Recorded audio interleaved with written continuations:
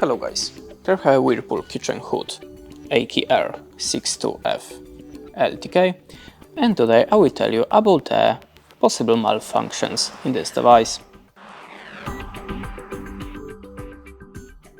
So, if the hood is not working, check the power has not been disconnected as speed has been selected. If the hood performs inefficiently, check that the motor speed selected is sufficient for amount of smoke and vapors released.